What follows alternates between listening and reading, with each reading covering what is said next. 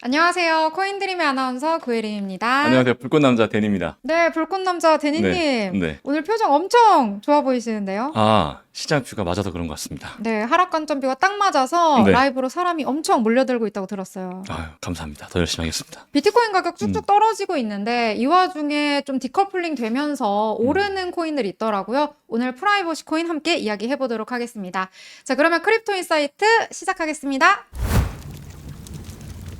네, 먼저 프라이버시 코인이 무엇인지 함께 알아보도록 하겠습니다. 자, 말 그대로 내 거래 정보를 다른 사람이 쉽게 볼 수 없도록 만든 코인인데요. 여기에서의 정보는 거래 내역이나 송금자, 수신자, 금액 같은 정보를 의미합니다. 이 사용자의 지갑 잔고와 주소를 숨기고요. 또 여러 가지 이 트랜잭션을 혼합해서 체인 분석을 회피하게 만들 수 있어요. 그래서 다크코인이다 이렇게 부르기도 하는데요. 일단 비트코인과 비교를 해보면 비트코인은 거래 기록이 모두 공개가 돼요. 이 블록체인의 모든 기록이 되는데요. 이 지갑의 주소나 거래 흐름 같은 것들이 나오기 때문에 이름은 안 보이지만 어떤 지갑에서 어떤 지갑으로 돈이 이동했는지를 저희가 확인을 할 수가 있습니다. 그래서 여러 가지 데이터들 확인할 때 뭐 어디 고래가 엄청 묵혀놨던 뭐 이더리움을 팔았다 이런 것들 나오잖아요. 그렇죠. 네, 그래서 이런 시스템이 여러 가지 장점은 있지만 어쨌든 사용자에게 완전한 개인정보 보호나 이 익명성을 제공하지 못한다는 한계점이 있어요. 그래서 프라이버시 코인은 익명성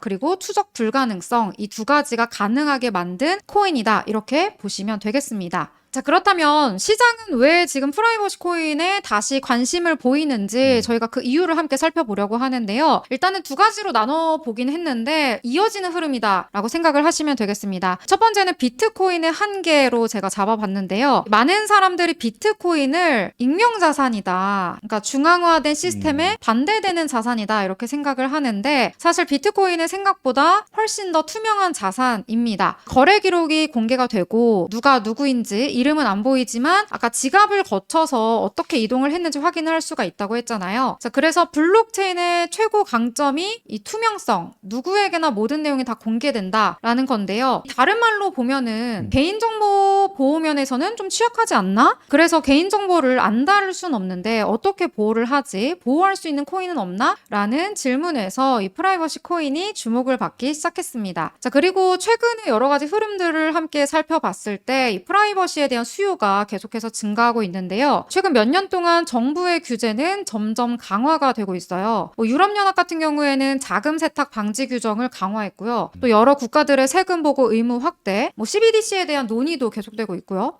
여기 화면에 제시된 자료는 이 미국의 자금 세탁 방지 솔루션 시장 규모인데요. 보시다시피 이 그래프가 빠르게 성장하고 있는 모습을 확인하실 수 있습니다. 자, 예전보다 거래소 가입 절차도 까다로워졌고 이 본인 인증, 이 KYC도 더욱더 엄격해지고 있는데요. 여기에 온체인 분석 기술까지 발전하면서 이 개인의 자금 흐름을 추적하는 것도 과거보다 훨씬 더 쉬워졌다 이렇게 볼 수가 있겠습니다. 자, 그래서 정보 보안을 중요시하는 이 개별 사용자들에게는 인기가 원래도 많았는데 특히 최근 들어서는 철저한 보안이 요구되는 기업들에게 점점 더 많은 수요가 생기고 있다라는 것이 최근의 흐름이에요. 예를 들어서 헬스케어, 방위산업, 물류산업 이런 것들을 다루는 기업 같은 경우에는 중요한 비즈니스 세부사항 있잖아요. 그렇죠. 거래처 대금 지급 내역이라든지 자금 흐름이 경쟁사에 노출되는 것들을 막고 싶어요. 그래서 이 민감한 금융거래를 보호하기 위해서 프라이버시 코인을 탐색하거나 적극적으로 사용을 하고 있습니다. 예를 들어서 국경 간 거래를 관리하는 의료기관들은 환자 기밀을 보호하기 위해서 프라이버시 코인을 사용하게 된다. 이렇게 보시면 될 것 같은데요. 일단 제가 이 옳은 이유를 찾아야 돼서 두 가지 정도 찾아보긴 했는데 사실은 작년 8월에 보니까 미국의 재무부에서도 코인 믹싱 플랫폼 토니도 캐시 사용 금지하기도 했고 그쵸. 또 작년에 빗썸이나 업비트 같은 국내 거래소에서도 라이트코인 같은 경우에는 익명 전송 기능이 있다 해서 맞아요. 상폐됐더라고요. 그럼에도 불구하고 좀 주목해 봐야 하는 이유, 우리가 다뤄야 하는 이유가 있을 것 같은데 혹시 데니님은 어떻게 보세요? 말씀하신 것처럼 국내 거래소는 상폐가 됐어요. 자금 세탁 관련된 이슈 때문에 결국 한 건데 지금 우리가 매수를 해도 되는지에 대한 이 결과론적인 얘기를 먼저 한다면 저는 해도 된다라고 생각합니다. 왜냐하면 수요가 몰릴 만한 어떤 근거들이 저는 더 있다고 보거든요. 그래서 이 내용은 뒤에서 차트를 좀 보면 설명드리면 조금 더 이해하기가 편하실 것 같아요. 결론적으로는 모네로 주켓이 안 끝났다. 안 끝났다. 네. 다음으로 저희가 프라이버시 코인 이야기할 때 대표적으로 나오는 프로젝트가 두 개 있는데요. 하나씩 살펴보도록 하겠습니다. 자, 첫 번째는 지캐시입니다. 먼저 지캐시는 2016년에 출시가 된 코인인데요. 프라이버시 기능을 중심으로 만들어진 대표적인 프라이버시 코인 중 하나입니다. 좀 기술을 몇 가지를 알아봐야 돼요. 근데 저희가 기술을 배우려고 온 건 아니니까 뭐 간단하게 살펴보도록 하겠습니다. 이 지캐시의 핵심은 영지식 증명 기술이라는 건데요. 일단 정의를 보시면 상대방에게 내 비밀 정보를 직접 노출하지 않지만 내가 그 정보를 알고 있다는 사실만 증명하는 기술이 바로 영지식 증명 기술입니다. 어렵다. 그렇죠? 그러니까 제가 비밀번호를 알고 있어요. 1, 2, 3, 4, 5, 6, 7이라는. 네네. 근데 1, 2, 3, 4, 5, 6, 7이라는 걸 알려주진 않지만 내가 당신의 비밀번호를 알고 있다는 것만 알려주는 거예요. 아, 협박하는 건가요? 그래서 이게 굉장히 생각보다 오래된 기술입니다. 86년도에 만든 기술이라고 하더라고요. 그래서 해커에게 노출되는 정보가 0, 제로다. 그래서 영지식 증명이라고 하고요. 혹시 이걸 좀 자세하게 이해하고 싶다라고 하시면 알리바바의 동굴이라는 예제를 한번 찾아보시면 이해하기 쉬운데 네, 한번 시간 관계상 넘어가도록 할게요. 알리바바 동굴. 네. 자, 여기서 중요한 거는 지캐시가 모든 거래가 무조건 비공개 구조가 아니라요. 사용자가 선택을 할 수 있습니다. 그래서 프라이버시 기능을 선택할 수 있다는 점, 이게 포인트이고요. 이 기술 같은 경우에는 투자자들에게 굉장히 관심을 많이 받았는데 특히 비탈릭 부테린이 프라이버시 기술에 대해서 굉장히 큰 관심을 보였습니다. SNS를 통해서 계속해서 지캐시를 좀 샤라웃하고 있어요. 지캐시의 영지식 증명 기술이 단순히 프라이버시 코인에만 쓰이는 게 아니라 이 블록체인 업계 전반에서 중요한 기술이라는 점을 체크하고 넘어가시면 좋을 것 같습니다. 다음은 모네로 코인입니다. 2014년에 출시가 된 코인인데요. 지캐시가 아까 사용자가 선택할 수 있는 프라이버시를 제공한다, 그러니까 옵션을 제공한다라고 말씀을 드렸다면 모네로는 기본값 자체가 프라이버시예요. 애초에 탄생 자체가 프라이버시를 지킬 수 있는 코인으로 시작을 했습니다. 완전한 익명성에 기반한 금융거래가 가능한 코인이다라고 보시면 되겠는데요. 거래를 할 때 누가 보냈는지, 누가 받았는지, 얼마를 보냈는지 외부에서 추적하기 어려운 구조를 만들어 놨는데요.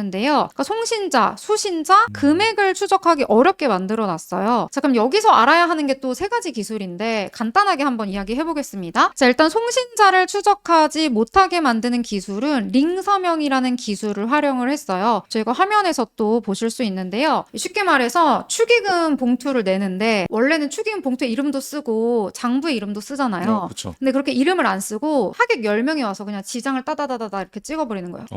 누가 보냈는지 알 수 없게끔 가려버리는 시스템이다. 그냥 이렇게 간단하게 이해하시면 될 것 같고요. 두 번째는 수신자를 추적하지 못하게 만드는 기술, 이거는 바로 스텔스 주소입니다. 그거 많이 들어봤어요. 아, 그래요? 네. 받을 사람의 진짜 주소 대신에 매번 일회용 주소를 만드는 거예요. 그래서 우리가 택배 붙일 때 안심번호 서비스 이용하잖아요. 그렇죠. 그것처럼 일회용으로 주소를 매번 새로 만드는 기술이 스텔스 주소입니다. 그래서 추적이 안 되고요. 마지막으로 금액을 추적하지 못하게 만드는 게 링시티라는 기술인데요. 그러니까 예를 들어서 봉투를 가지고 안에 금액을 넣었다. 근데 이제 봉투로 감싸져 있으니까 금액이 안 보이잖아요. 그렇죠. 그것처럼 겉에다가 안 보이게끔 처리를 한다고 합니다. 자, 그래서 세 가지를 동시에 애초에 코인 만들 때부터 기술을 집어넣어 버리니까 모네로가 처음부터 프라이버시 코인으로 탄생을 하게 된 거고요. 출시 후 지금까지 프라이버시 기능을 가장 강하게 유지한 프로젝트 중 하나다. 이렇게 평가를 받고 있습니다. 그래서 아까 네. 왜 이렇게 프라이버시 코인이 올랐는가 이야기하면서 그 수요가 있다. 차트를 보면서 한번 확인해 보겠다라고 그렇죠. 말씀해 주셨잖아요. 네. 바로 차트로 한번 들어가 볼까요? 네, 바로 가보시죠. 자, 첫 번째로 볼 건 지켓입니다. 그 지정 리스크가 터지면서 호르무즈 해협 넘어갈 때만 비트코인 결제하니 뭐 결제하니 얘기가 되게 많이 나왔단 말이죠. 말씀하셨던 것처럼 비트코인으로 결제를 하게 되면은 그 익명성이 보장이 안 돼요. 그래서 이번에 지켓이나 모네로 같은 친구들이 올라갔던 이유가 사실 그런 익명성 때문에 프라이버시 쪽으로 조금 더 몰린 경향도 있어요. 실제로 그런 모멘텀이 있었고. 자, 그래서 우리가 이 일정을 좀 체크를 해보면 지정 리스크가 확 튀었던 구간이 어디였죠? 26년도 3월 달이었단 말이죠. 가격 상승 이 나왔던 구간들을 좀 체크를 해보면 정확히 3월 달부터 가격의 저점이 올라갔어요.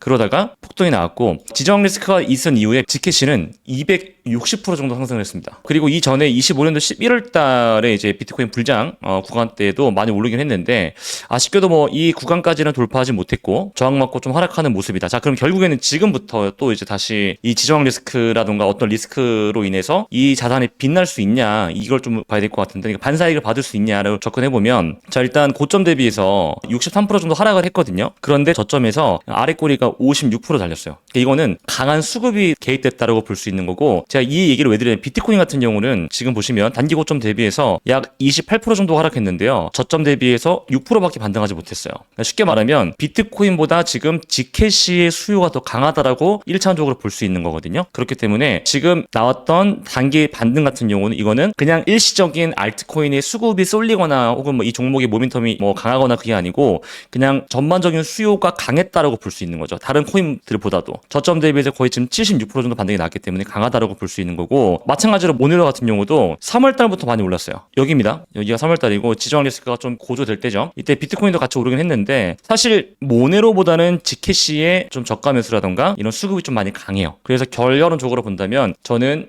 모네로보다 지캐시에 좀 집중하는 게 맞지 않을까라고 보고 있고 그 이유는 상승이 3월달 이후에 37% 정도밖에 안 나왔어요. 지캐시는 260%가 올라갔고요. 보이죠? 230%가 올라갔네요. 그리고 고점 대비해서 많이 하락하긴 했습니다만 저점 대비해서 반등이 7%밖에 안 나왔어요. 그러니까 보면은 수급의 자체가 좀 다르다고 볼 수 있는 거고 그래서 지캐시를 조금 더 팔로우해야 되지 않나 라는 좀 말씀을 드려보겠습니다. 네, 그러면 지켓씨가 모네로보다는 들어가기 좋다 말씀해 주셨는데 네. 지금이 매수 타이밍으로 좀 적절하게 보고 있다 하셨잖아요. 그렇죠. 근데 비트코인이 매번 라이브 방송에서 54K까지 지금 봐야 된다 말씀해 주셨으니까 이게 같이 좀 커플링 되면서 내려갈까봐 지금 사도 될지 이게 좀 걱정되는데 어떻게 되세요? 지금부터 저는 분할 매수하면 좋다라고 생각을 하고요. 특히 차트 보면은 저점 일단 나와 있잖아요. 저점까지 빠지면 되게 많이 하락을 하죠. 42%까지 하락을 하잖아요. 그래서 저점까지는 보지 마시고 저는 이 양봉 6월 7일날 나왔던 이 양봉이 훼손되면 정리하는 게 좋다고 생각을 하고 비트코인이랑 프라이버시 코인들이 반대로 움직이는 형이 있고 아직 지정을 리스크가 안 끝났기 때문에 아직 모멘텀 살아있다라고 생각을 해서 저는 358불 혹은 360불 정도를 리스크 관리 구간으로 본다면 충분히 매력적인 자리다라고 말씀을 드리겠습니다. 그리고 지금 올려드린 뭐 기술적 분석이라든가 온체인 데이터 분석 같은 경우는 제가 텔레그램을 통해서 업데이트하고 있으니까 댓글란 보시고 텔레그램 접속해 주시면 감사하겠습니다. 네, 지켓씨 358에서 360! 땅땅땅. 네, 오늘 프라이버시 코인 이야기 해봤는데요. 네. 최근 들어서 AI나 뭐 데이터 분석 기술 발전하고 있고 특히 온체인 감시가 강화되니까 예. 프라이버시라는 이 가치 자체는 우리가 계속해서 좀 지켜봐야 하지 않나 이런 생각이 좀 드는 것 같아요. 그렇죠. 뭐 자금 스택이니 뭐니 이렇더라도 수요가 있다는 게 중요한 거니까 계속 팔로우해야 되지 않을까라고 생각해 봅니다. 네, 다양한 정보는 저희 영상 통해서 확인해 주시고요. 자기 매매에 대한 원칙을 세우면서 하는 것이 가장 중요하지 않을까 싶습니다. 다음 영상도 궁금하시다면 구독 눌러주시고 계속해서 놀러와 주세요. 감사합니다. 안녕. 안녕.